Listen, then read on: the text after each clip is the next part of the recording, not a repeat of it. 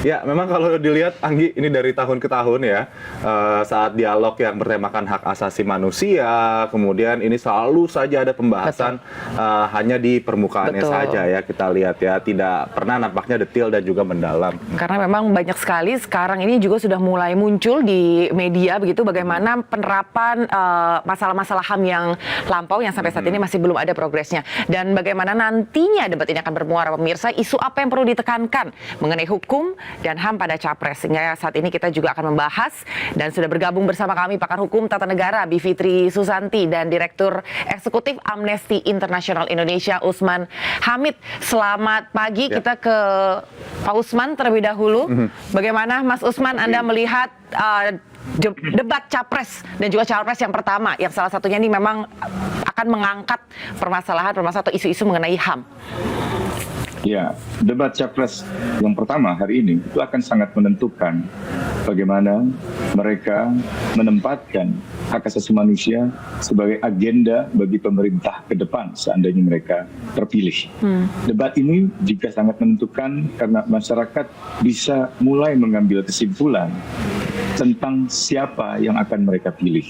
Nah, siapa yang akan mereka pilih itu tentu akan sangat baik jika itu dipengaruhi, ditentukan berdasarkan apa agenda dari pasangan calon seandainya mereka itu terpilih ke depan. Bukan hanya pasangan calon, tetapi juga partai-partai politik pendukungnya itu juga punya peran yang sangat besar ke depan di dalam menentukan agenda hak asasi manusia.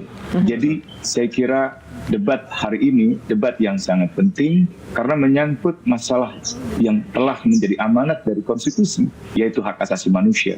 Apakah mereka punya visi untuk misalnya memperbaiki kondisi kebebasan berekspresi di Indonesia agar tidak ada lagi aktivis yang diintimidasi atau bahkan aparat hukum yang diintimidasi atau diserang seperti Novel Baswedan KPK atau Agus Raharjo Ketua KPK yang diintimidasi oleh Presiden untuk menghentikan perkara korupsi. Yang kedua, apakah ke depan mereka bisa memastikan bahwa aparat keamanan bersikap netral, aparat keamanan seandainya melakukan pelanggaran hak asasi manusia bisa dimintai pertanggungjawaban, dan sebaliknya jika mempromosikan hak asasi manusia tentu mendapatkan penghargaan. Dan yang ketiga adalah bagaimana visi mereka, misi mereka tentang penyelesaian pelanggaran HAM berat. Apa yang akan mereka lakukan untuk memberikan keadilan kepada para korban? Apa kebijakan mereka bersama dengan partai-partai politik pendukung mereka seandainya mereka menang di dalam Pilpres untuk menegakkan hak asasi manusia?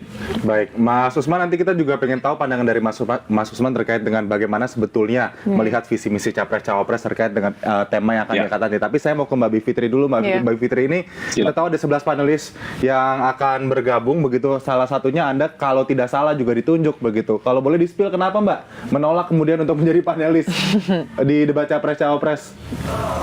Iya, karena memang konsep debatnya ini sebenarnya bukan debat yang sebenarnya. Ini seperti forum tanya jawab begitu. Yang bagus juga, saya nggak bilang ini sama sekali nggak perlu. Bagus juga bagi masyarakat untuk melihat paling tidak kemampuan public speaking, dan kita bawa ke layar. Kalau cuma baca kan zaman sekarang orang udah jarang suka baca ya. Kita bawa ke layar, kita dengarkan sebenarnya pemikiran mereka itu seperti apa sih gitu. Tapi kalau masalah peran sebagai panelis dalam debat, buat saya itu keliru karena panelis itu sebenarnya tidak melakukan apa-apa. Sebenarnya lebih tepat kalau disebut dengan tim rumus pertanyaan. Jadi panelis itu kan saya punya referensi karena saya sendiri pernah jadi panelis juga 2019 ya. Jadi saya punya referensi bahwa yang namanya panelis itu cuma bikin pertanyaan, kemudian pertanyaannya dikasih ke moderator, moderator membacakan, dan kemudian dia akan jadi timekeeper dan menyuruh audiens yang adalah para pendukung. Kalau di luar negeri biasanya nggak begitu ya, fokusnya ke gagasan. Para pendukung nanti ribut-ribut, yel-yel, moderator akan nyuruh diam, udah itu aja. Jadi itu yang membuat saya merasa kurang bermanfaat. Peran saya di situ tidak akan maksimal. Lebih baik berbicara seperti di iNews ini kan untuk mengomentari, ketimbang membuat pertanyaan tapi juga toh nggak bisa mengejar jawabannya. Oke, tapi soal adu gagasan sendiri bagi pasangan Capres-Cawapres nanti malam, Mbak Bivitri, Anda melihatnya bagaimana bagaimana sebetulnya para capres-cawapres ini bisa kemudian mengejawantahkan visi misi mereka dengan tadi kalau Anda bilang kemampuan public speaking dan lain-lain begitu di depan umum, sehingga nantinya bisa mempengaruhi kita para masyarakat untuk kemudian memilih, terutama bagi tadi ya kita juga sempat menyebut ada undecided voters sekarang gitu. Betul. Ya, saya kira survei membuktikan dari pemilu-pemilu yang lalu juga, debat itu biasanya pengaruhnya minimal sekali, 3% kalau saya tidak salah ya, yang kemudian jadi memutuskan untuk ke paslon tertentu. Jadi memang berpengaruhnya mungkin kepada orang-orang yang belum memutuskan atau orang yang masih kebingungan, terus pengen tahu dulu program-programnya. Berpengaruhnya hanya pada kelompok orang yang itu. Tapi kita mesti skeptis, mesti mempertanyakan begitu. Apakah betul apa yang mereka sampaikan malam hari nanti dan besok-besok itu akan terlaksana atau tidak? Karena seperti yang tadi dinyatakan oleh Usman, sebenarnya kan ketika berkuasa nanti siapapun nanti yang terpilih, mereka tidak kerja sendirian. Mereka harus bernegosiasi dengan partai-partai politik koalisinya dan yang berseberangan dengan dia, dan juga bernegosiasi dengan para pemberi dana ya, bukan rahasia saya kira ya, di negara manapun kampanye butuh dana besar, biasanya ada bohir-bohirnya. Mereka juga harus bernegosiasi dengan itu. Jadi jangan terlena juga, jangan terharu gitu ya. Misalnya kami akan menuntaskan pemberantasan korupsi, jangan terharu dulu. Tetap skeptis, tapi penting untuk tahu program mereka. Iya, saya sepakat juga dalam hal ini bahwa ketika nantinya begitu Aldi kita mendengarkan adu gagasan ini, dari ketiga paslon ini siapa yang kira-kira paling paham dan nantinya bagaimana yang paling bisa merealisasikan bekerja sama, berdiplomasi dan juga bernegosiasi. Dan Mas Usman sendiri tadi kan juga sempat dikatakan Mbak Fitri begitu ya, Pak Usman, bahwa sebetulnya debat capres-cawapres ini sebetulnya mungkin porsinya kecil, hanya 3%, tapi bisa mempengaruhi para undecided voters. Yang dimana kita tahu ketika membahas mengenai masalah HAM dan juga demokrasi yang selalu digaung-gaungkan, masih banyak sekali masalah pelanggaran HAM berat di zaman dulu ini yang masih belum ada solusinya. Ada seberapa banyak kasus yang sebetulnya masih ditunggu oleh masyarakat, dan seberapa optimis Anda melihat dari masing-masing paslon ini bisa menyelesaikan permasalahan HAM berat ini, Mas Usman? Ya, sebenarnya kalau kita lihat dokumen resmi masing-masing pasangan calon, baik itu visi dan misi tentang hak asasi manusia dari paslon yang pertama, kedua maupun yang ketiga, maka yang memiliki kejelasan tentang visi dan misi hak asasi manusia di masa depan, seandainya mereka terpilih, adalah pasangan calon nomor 1 dan nomor 3. Pasangan calon nomor 2 kurang memberi perhatian pada hak asasi manusia. Padahal hak asasi manusia adalah amanat dari konstitusi.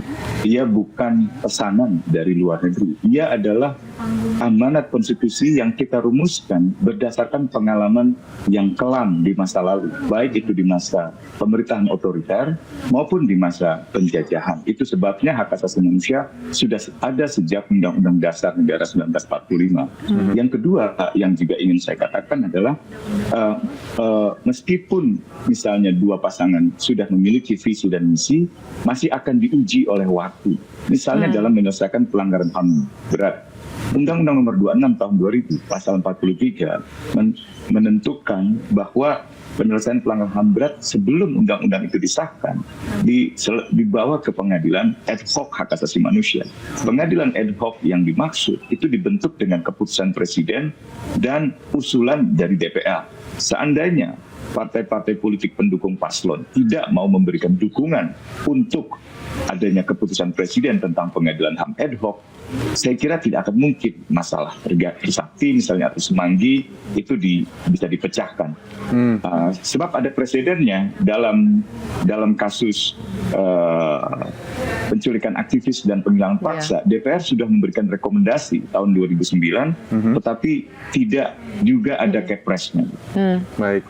Mohon maaf, apakah masih tersambung? Tadi ada telepon masuk. Masih, baik. Oke, jadi saya ke meskipun pasangan calon nomor 2 tidak ada visi dan misinya, dalam pertemuan kami di tanggal 2 Desember, pasangan calon tersebut mengirimkan utusannya, Munaf Rizal, dan menjelaskan akan memperhatikan hak asasi manusia. Nah, ini kita ingin lihat di dalam debat nanti. Tentu debat ini hanya babak akhir dari penilaian masyarakat. Harus dilihat dari tahun-tahun sebelumnya. Harus dilihat rekam jejak mereka, kredibilitas mereka, para pasangan calon juga ya, personal mereka, dan seterusnya. Karena kebanyakan juga pasangan calon ini kan saat ini juga duduk di kursi pemerintahan, begitu kan, kita bisa melihat kita sudah iya. bisa melihat Jejaknya. bagaimana. Nampaknya ini Mbak Bivitri Betul juga sekali. ingin bicara nih, udah di ujung mulut kayaknya. Wah, gemes komentarin soal pemerintahan dan terutama HAM. Bagaimana Mbak Bivitri, Amnesty International melihat sejauh ini ya, dilihat dari visi misi saja. Kira-kira siapa ataupun bagaimana Anda melihat komitmen para pasangan calon ini untuk penegakan hukum dan juga HAM? Ya, Mas Aldi dan Mbak Anggi, jadi memang banyak hal yang perlu kita dalami ya, makanya sebenarnya penting kalau misalnya bisa dikejar jawaban-jawaban malam ini akan lebih bagus, karena memang kalau kita perhatikan ada beberapa jawaban yang menurut saya ya kita bisa punya 3 kategori tuh basa-basinya gitu ya. Yang pertama mungkin itu bukan solusi terbaik ya, salah analisis mungkin, karena misalnya ada paslon yang menganggap bahwa memperbaiki korupsi itu dengan memperbaiki gaji dari para pejabat terutama dan juga aparatur sipil negara. Kan itu sebenarnya keliru ya, studinya udah banyak sebenarnya yang mengatakan faktornya lebih banyak daripada soal gaji. Biasanya orang serakah bukan karena orang butuh. Terus kedua juga, kemungkinan kedua adalah apabila ternyata solusinya tidak mungkin dilaksanakan. Misalnya APBN-nya kurang, atau misalnya dalam konteks HAM ya tidak mungkin kalau misalnya justru para terduga pelanggar HAM itu adalah pemimpin politik gitu ya. Terus kemudian yang ketiga, kategori ketiga itu mesti dicek juga waktu mereka berkuasa, apapun kekuasaannya, mereka kelakuannya sendiri bagaimana terkait dengan isu yang mereka pasti kasihnya akan bagus-bagus kan. Maksudnya jawaban pasti indah sekali, konsultan yang bikinin jawaban, yang melatih debat juga pasti banyak, tapi persoalannya adalah apakah itu semua realistis atau tidak. Ini yang kita harus cek betul. Ya, berarti kalau dalam hal ini tadi ya Aldi ya, selain skeptis sebetulnya kita sebagai penonton nih nanti untuk bisa membuka telinga dan membuka hati lebar-lebar, bukan gitu Mas Usman? Karena tadi katanya Mbak Bivitri ini konsultannya sudah pintar-pintar nih untuk menuliskan bagaimana jawaban dari para paslon. Bagaimana nih Mas Usman singkatnya? Ya, menjadi healthy skeptics, jadi skeptics yang menyehatkan. Dengan kata lain, selalu berpikir kritis, selalu mempertanyakan segala sesuatu. Karena selama ini bertahun-tahun dari pemilu ke pemilu kita sudah mendengarkan janji-janji yang manis ternyata tidak bisa berujung dengan kebijakan yang manis, bahkan bertolak belakang 180 derajat seperti yang terjadi pada pemerintahan yang sekarang. Berjanji memperkuat pemberantasan korupsi, memperkuat KPK, yang terjadi justru melemahkan KPK dan melemahkan pemberantasan korupsi. Berjanji memperkuat badan peradilan, justru melemahkan Mahkamah Konstitusi. Berjanji memperkuat TNI Polri dalam segi profesionalitas, tapi justru sebaliknya. Nah ini saya kira masyarakat akan belajar dari pengalaman masa lalu dan menjadikan pemilu kali ini bukan sekedar pesta demokrasi, tetapi juga forum penghukuman, forum penuntutan, menuntut tanggung jawab mereka yang telah dipilih tetapi tidak aman, menghukum mereka yang telah dipilih tetapi jelas-jelas mengkhianati dan mengingkari janji-janji reformasi. Saya kira itu yang perlu dilakukan oleh masyarakat, karena masyarakat yang lebih menentukan masa depan Indonesia. Ya. Baik, Mbak Bivitri bagaimana? Mungkin terakhir harapannya untuk debat nanti, terutama ada satu isu juga belum kita elaborasi terkait penguatan demokrasi. Begitu nampaknya kalau melihat isu-isu yang akan diperdebatkan nanti malam, memang ada paslon-paslon yang ada catatan, juga ada prestasi dalam isu-isu tersebut. Anda berharap bagaimana debat nanti berlangsung? Ya, saya berharap semua paslon juga bisa membahas isu demokrasi, terutama dalam hal kebebasan sipil. Kebetulan acaranya Mas Usman dan kawan-kawan itu saya ikuti juga hari Sabtu kemarin. Menarik kan isu buat Amnesty International itu ada soal kesetaraan, kebebasan dan keadilan. Ditanya tuh ketiga tim paslon, sebenarnya kan menurut kami yang penting sekali bagi demokrasi dan untuk memperjuangkan keadilan dan kesetaraan adalah kebebasan. Nah ini yang sekarang nggak punya sebenarnya. Ketiga paslon harus bisa secara konkret, nyatanya adalah Fathia dan Haris itu tanggal 8 Januari sudah akan dikeluarkan vonisnya tuh. Kemungkinan besar sih kalau lihat persidangan juga akan dihukum. Tapi kan bukan cuma Fathia dan Haris, ini soal banyak sekali kebebasan berpendapat dan berorganisasi yang belakangan ini dibungkam. Bahkan oleh sebenarnya ya para paslon, sebagian itu nyata sekali mengancam, kadang-kadang tidak hanya dengan hukum hukum, tapi juga dengan intimidasi. Nah ini juga yang harus dibicarakan dan harus konkret, nggak boleh janji, oh nanti kami akan cabut undang-undang ITE. Itu bukan janji yang bisa kita langsung telan begitu saja. Kita juga harus lihat nanti langkah konkretnya seperti apa supaya tidak terjadi lagi pembungkaman untuk kebebasan sipil. Oke, berarti sebetulnya nanti yang akan kita lihat bukan hanya sekedar janji-janji aja, Aldi, tapi ini bisa direalisasikan atau tidak gitu kan faktanya nanti di lapangan. Baik, terima kasih sekali untuk waktunya Mas Usman dan juga Mbak Bivitri. Kita akan menyaksikan bersama bagaimana jalannya debat Capres-Cawapres yang pertama nanti malam. Selamat pagi.